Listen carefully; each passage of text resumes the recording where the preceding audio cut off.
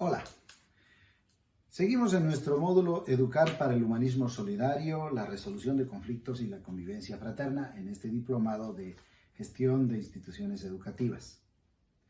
Hoy vamos a compartir el tema 2, más bien la unidad número 2, análisis de conflictos. El contenido preparado para esta unidad tiene una importancia, llamaríamos así, razonablemente lógica y desafiante en la vida real para hacer las cosas que aquí se propone. Porque vimos en la unidad 1 sobre todo lo que es la terminología del conflicto. Recuerdan esos elementos de la naturaleza, la dualidad, los componentes, etc. Y ahora, al hablar del análisis, lo normal es que dice, ¿cómo voy a tener tiempo de analizar un conflicto si estoy metido en el conflicto o soy parte del conflicto como mediador en la escuela o en la unidad educativa donde estoy? Entonces, pareciera que el tema análisis de conflictos es como una especie de saludo a la bandera. Pero quiero invitarles a que por favor cambien de idea, porque quien desarrolle la capacidad de analizar conflictos va a tener una ventaja definitivamente para poder intervenir, abordar o ayudar a resolver el conflicto de manera constructiva y pacífica. He preparado el siguiente contenido en documentos breves para que ustedes puedan leerlos y también un foro de discusión. Los temas a conversar, a analizar, a estudiar son herramientas de análisis de conflictos, actores, niveles, enfoques sobre el conflicto, los patrones de las causas de los conflictos, el progreso o el escalamiento de un conflicto y finalmente la importancia de la recolección de datos y la gestión de la información, que tiene que ver eso con la gestión del conocimiento, como en nuestras unidades educativas, en nuestros ambientes educativos, tenemos que trabajar este tema esencial para sanar los conflictos, para poder hacer que en serio sean resueltos de manera pacífica y sostenible.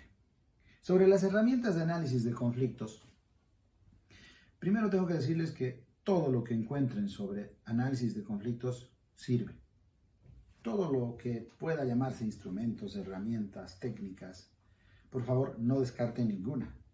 No se trata de que una sea mejor que la otra. Las herramientas que presentamos, como por ejemplo matrices, pirámides, perfiles, mapeos, diagnósticos, son definitivamente eso, herramientas, instrumentos, medios, nunca fines. Deben servirnos para llegar a un resultado que es entender el conflicto, es decir, conocerlo para poder intervenir adecuadamente y poderlo transformar. Existen entonces muchas herramientas para analizar conflictos y todas serán muy útiles en la medida en que usted sea capaz de utilizar esas herramientas con un propósito final de resolver los conflictos pacíficamente. Pero además, insisto, antes de pasar al otro tema, por favor, cuando usted vea un manual, piense en que ahí tiene medios, no fines. Entonces, si usted ve la cebolla o el iceberg o una matriz, como se llame, donde aparecen una serie de conceptos que le piden que los estudie, que los investigue, utilícelos de acuerdo a la intencionalidad clara y sana de resolver el conflicto entendiéndolo. ¿De acuerdo? Ese es el tema sobre las herramientas de análisis. El siguiente tema es actores, niveles y enfoques sobre el conflicto. Partamos de lo siguiente. En todo conflicto hay personas o partes, hay un proceso o un desarrollo, una historia, y hay un problema o varios problemas. Se puede llamar las 3 P del conflicto: partes, proceso y problemas. Cada uno de estos elementos que configuran todo conflicto deben ser analizados. Y para eso, cuando hablamos de actores, niveles y enfoques, presentamos también en los contenidos algunas herramientas para el análisis de los actores.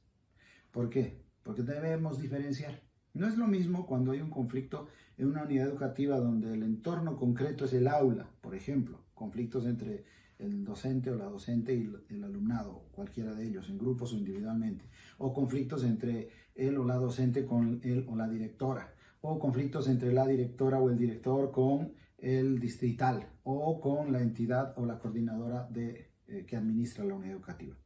Son actores, están ocupando distintos niveles de liderazgo, de responsabilidad, de autoridad. Entonces debemos tener cuidado con eso. ¿Por qué? Porque cada actor, de acuerdo al nivel en el que se encuentre también de acceso al poder, de manejo de información, de liderazgo, tiene un enfoque sobre el conflicto. Tiene intereses, tiene necesidades y, por supuesto, posiciones que defender. Eso lo vamos a ver entonces en el tema 2. Y el tema 3, llamado patrones de las causas de los conflictos. En mi experiencia como facilitador de conflictos, como mediador y en el ejercicio profesional que tengo como asesor en la iglesia y como abogado, abogado libre, les digo que esta es una de las herramientas que personalmente a mí me ha servido de mucho y espero que ustedes también. ¿Por qué? Porque presentamos ahí el círculo del conflicto, lo llamamos. Círculo del conflicto en el que se presentan como que las causas más recurrentes o comunes que están en el fondo de muchos de los conflictos.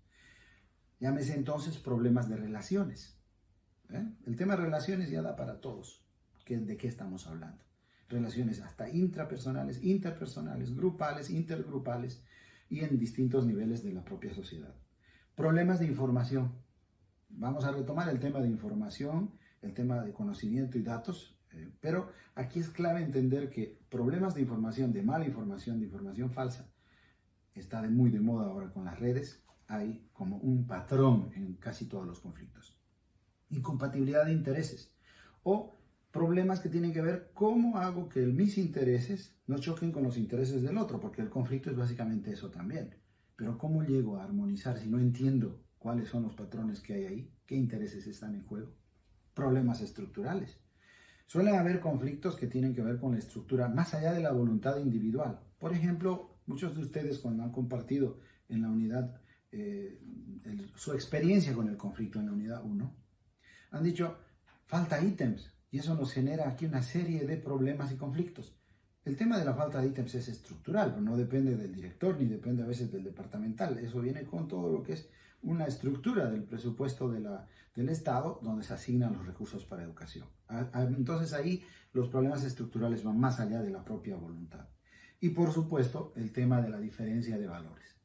Ese es otro patrón subyacente en todos los conflictos. Porque si asumimos un acuerdo teórico sobre que los valores efectivamente son relativos en la sociedad, mientras que los principios son permanentes.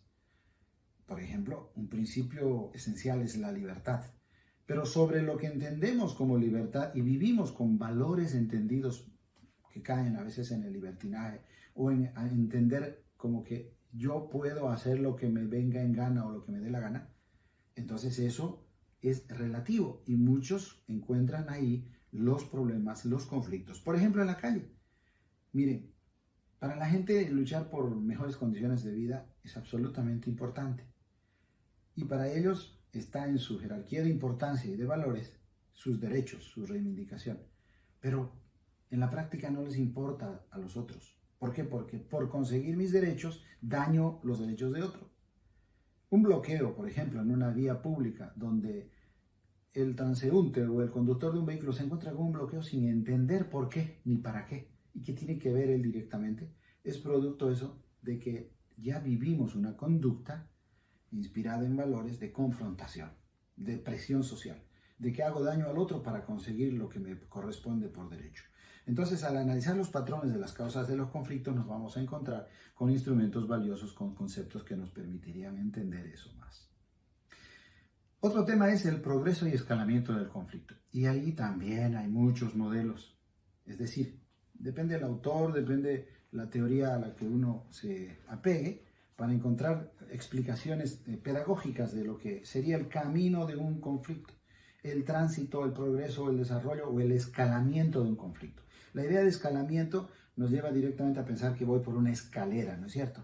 El escalamiento del conflicto, sí, por eso se conoce más como escalamiento, porque voy subiendo para caer en la desgracia mayor, en su pico, que es la crisis. Porque después de la crisis muchas veces no se sabe cuál es el fondo de la caída.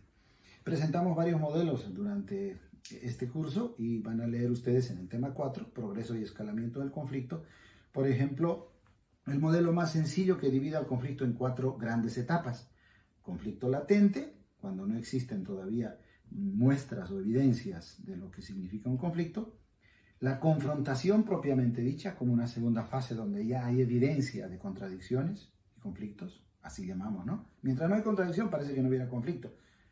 Una tercera etapa es la crisis o el pico del conflicto, donde a veces gana la violencia y otras veces es la presión social o el escándalo o el lío. Y finalmente el postconflicto como una cuarta etapa. Pero no nos quedemos con ese modelo. Por favor, les invito a leer, les invito a profundizar esto con el tema 4. Y el tema 5, último tema de la unidad 2, es un tema relativamente nuevo muchas veces en nuestro aprendizaje, porque tiene que ver con la importancia de gestionar el conocimiento existente en nuestras comunidades educativas, en los entornos de trabajo. ¿Por qué se habla de gestionar el conocimiento? Porque ese es como el desafío. Gestionar el conocimiento existente en el contexto educativo, en el contexto del centro, de la unidad, del equipo, etc., significa que todo lo que sabemos, todo lo que se sabe, todo lo que ya se conoce, debería estar al servicio de la solución pacífica de los conflictos. Es decir, hay que saber identificar, canalizar, potenciar, desarrollar y compartir el conocimiento. Pero para eso tenemos que acudir a lo más elemental que es o son los datos. Un conflicto en el que no hay datos del conflicto es como andar en un túnel sin ninguna lucecita.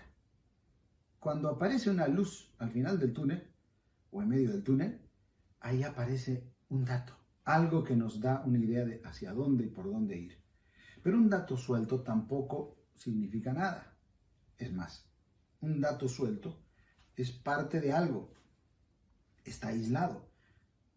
Si yo digo 70 son 7 y 0, pero ¿qué quiere decir 70? No tiene una relevancia para mí, para mi comportamiento ni de los otros. Pero 70 ¿en qué contexto? Ahí viene la información. La información estructura los datos.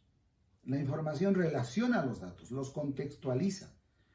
Entonces, si yo ya digo 70 alumnos tengo en una sala, sé de que no puedo hablar de calidad de enseñanza porque el máximo será 30 o 35 para un docente, dependiendo además, por supuesto, del nivel. Por eso, la información que damos ya es contextualización de datos y hay una intencionalidad.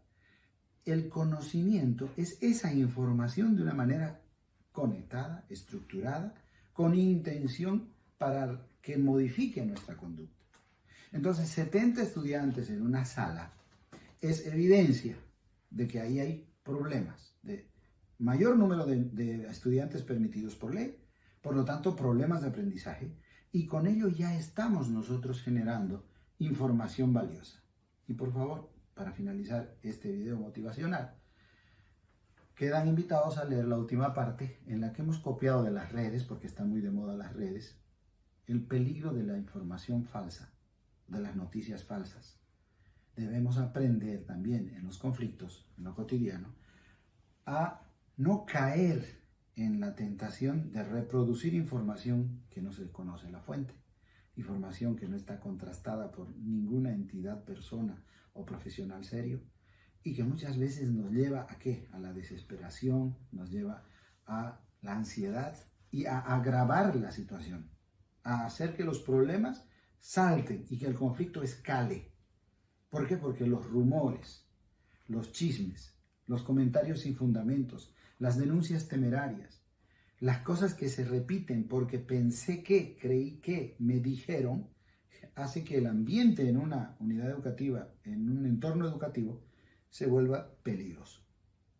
Muchas veces se llega a enfrentamientos, no solo interpersonales, sino interorganizacionales. Se llegan a medidas de hecho, a medidas de presión. ¿Por qué? Porque pensó que, me dijeron que. Entonces, por favor, pongamos especial atención al tema de los datos, de la información y de la gestión del conocimiento en nuestro entorno educativo. ¿Por qué? Porque si lo escondemos, si hacemos, como lamentablemente es una conducta mayoritaria o dominante en nosotros, de que los datos son fuente de poder y lo que sé yo no lo voy a compartir. Esa no es una actitud de todos, pero es dominante. Ese es un paradigma egoísta, dominante, que hace que yo sé algo, pero ¿por qué se lo voy a decir al otro? ¿No? Mejor me lo guardo porque me va a dar una ventaja. ¿Saben de lo que estoy hablando? Entre colegas docentes, entre docentes y la dirección, en fin, en todos los actores que hay. Con los padres de familia, no es porque sean los actores más complicados o conflictivos, sino cómo gana el rumor falso, la desinformación, la mala información, poca o ninguna coherencia en los datos que se dan, de tal manera que esto parece que es el pan de cada día. Falta de buena información, y ese es uno de los patrones del conflicto, como hemos dicho hoy. Entonces, los 5 temas para nuestra unidad 2 están ya disponibles para ustedes y quedan invitados a leerlos, a analizarlos y a compartir en el foro de discusión también, siguiendo la línea de experiencias que hemos hecho para la unidad 1. Bien, a leer se dijo, y espero que disfruten la unidad análisis del conflicto.